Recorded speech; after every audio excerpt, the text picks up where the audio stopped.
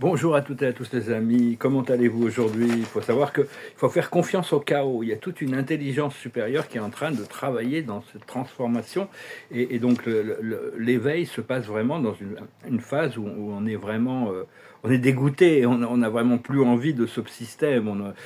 Donc il y a tout ce procédé, il y a vraiment une séparation des lignes temporelles qui est en train de se passer. Il y a les forces sombres, il y a tout un programme dystopique qui se met en place de plus en plus intensément. C'est très important de garder notre fréquence, comprendre qu'on est tous interconnectés malgré ça. Hier, j'ai dû prendre les transports à Paris, le métro, le RER, tout ça, et je m'aperçois que tout le monde était dans sa bulle, mais bon, il y a une intelligence supérieure qui est au-dessus des choses, hein, et quand on envoie une bonne pensée au niveau de l'âme de quelqu'un, on ressent une connexion de l'âme, l'âme reçoit cette énergie. Donc c'est d'arriver vraiment à élever notre conscience au-dessus des choses et essayer de voir la vie sous tous ses angles. Il y a un nombre infini d'angles, voilà, pas infini pour nous, parce que bon, on est une réalité physique. Donc, enfin, il y a toutes sortes de perspectives et toutes sortes d'angles. Il faut,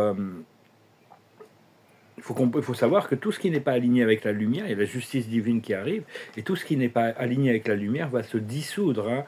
Il y a vraiment une grâce divine qui fait que la perfection originale va être restaurée. On n'aurait pas pu le faire nous-mêmes, donc il faut avoir confiance dans cette intelligence supérieure qui guide le flot de la vie et des possibilités.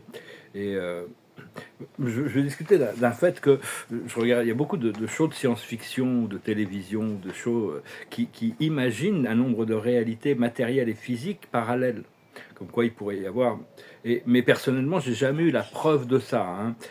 J'ai jamais pu trouver qu'il y a un autre moi physique qui vit dans une terre parallèle avec toutes sortes d'autres choix. Ça fait partie de l'imaginaire.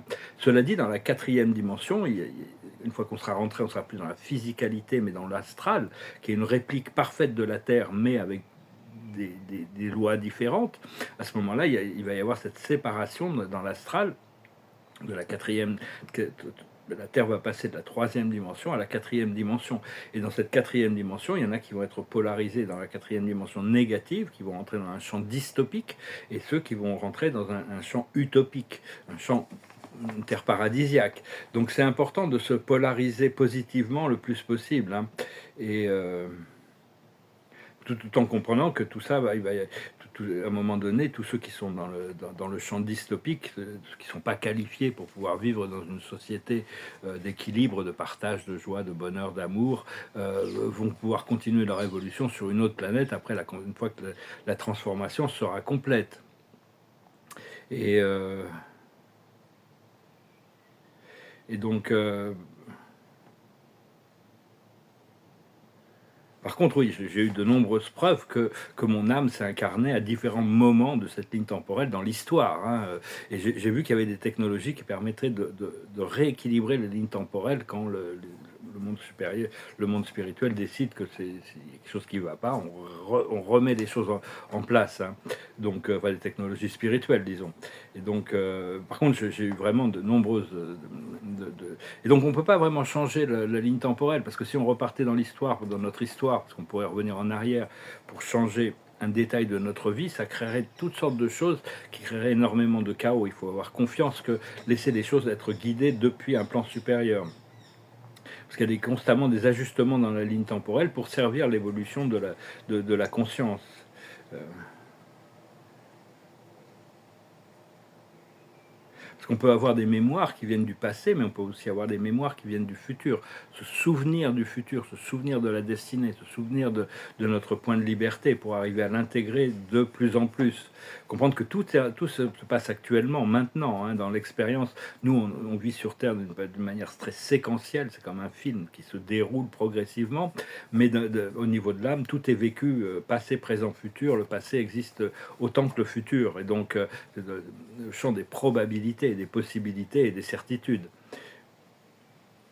Et donc, enfin, notre vision se développe, s'élargit au fur et à mesure que notre conscience est prête pour explorer des lignes temporelles supérieures, au fur et à mesure que notre conscience s'aligne avec ses possibilités supérieures. Quand on atteint la sixième dimension, on a la possibilité d'explorer plusieurs lignes temporelles parallèles.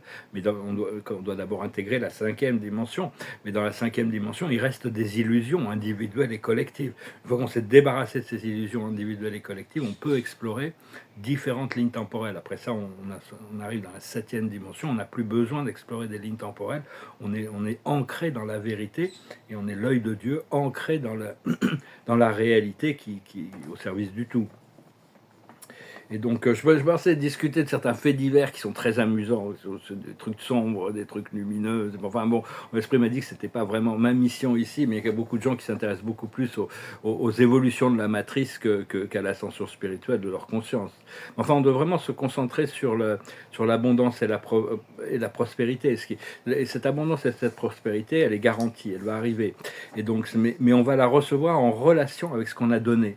C'est-à-dire que, pas forcément donner matériellement, mais donner au niveau de ce qu'on a donné à la vie, ce qu'on a donné à la conscience, à l'amour qu'on a pu... Au plus on s'est investi dans l'énergie, c'est un peu l'économie du nouvel âge, c'est-à-dire au plus on est investi dans le service, dans le bien-être, dans le service, dans la connexion, dans la sagesse, au plus on va recevoir. Hein. C'est vraiment une méritocratie. Et donc, mais enfin, tout le monde est prévu que tous ceux qui sont bienveillants vont pouvoir quand même avoir tout ce qu'ils ont besoin. Après ça, si on en veut plus, il faut donner plus, il faut partager plus. Mais il y en a qui vont rien avoir, hein, parce que il y en a qui ont utilisé, on leur a donné beaucoup de ressources, ils sont servis pour faire, ou parce qu'ils en voulaient toujours plus en faisant du mal aux autres, en voulant toujours plus alors qu'ils avaient déjà tout, ou alors ils sont servis de leurs ressources pour faire du mal aux autres. Et donc ceux-là, ils n'ont pas vraiment un futur glorieux, disons. Et donc ils risquent de... Enfin bon, tout le monde va être récompensé. Il y a vraiment cette grâce divine qui arrive. Hein, ça va être vraiment la justice divine, c'est le timing divin, c'est au temps de Dieu, mais c'est parfait. On doit l'accepter comme quelque chose de parfait, un amor fati. Embrassez la destinée, embrassez votre destinée. Et mais enfin, il n'y aura plus d'isolation ou de désespoir dans le nouveau monde. Tout le monde sera encadré, tout le monde sera guidé, tout le monde sera. Il y a assez de ressources pour tout le monde. Et donc, on doit se préparer déjà pour une vie libérée. Et on doit on doit continuer, continuer à s'avancer vers la lumière, parce que si on s'avance pas vers la lumière, on va être emmené quelque part d'autre, hein, en accord avec notre fréquence ou notre vibration. L'univers est parfait dans ce sens-là. Donc voilà, les amis, je venais juste vous faire un petit message aujourd'hui. Je venais vous saluer. L'esprit me dit de continuer de parler, donc je continue de parler. Je vais me remettre à chanter bientôt. Et me remettre à peindre aussi, j'ai hâte de pouvoir, j'ai plein d'idées pour faire des très très beaux tableaux sur des grands formats, ça va être j'ai hâte de pouvoir retrouver ma liberté. La carte de la journée, c'est le focus, c'est-à-dire rester bien concentré sur notre point de liberté, sur notre centre, notre bonheur, les choses qui sont voulues, se préparer pour tout ce que l'on a demandé, se préparer, être à l'écoute de nos désirs profonds, parce qu'il y a des désirs qui montent et qui disparaissent, et puis il y a des désirs qui sont là, il y a les désirs de l'ego et les désirs de l'âme. Les désirs de l'âme vont revenir, hein, ils sont toujours là, c'est parce qu'on a prévu, on a prévu de réaliser certaines choses, et donc ces désirs vont continuer à se manifester jusqu'au moment où ils sont réalisés. La plus haute sagesse, c'est le pardon. On doit se pardonner à nous-mêmes pour toutes les opportunités perdues, pour le temps perdu, pour nos erreurs.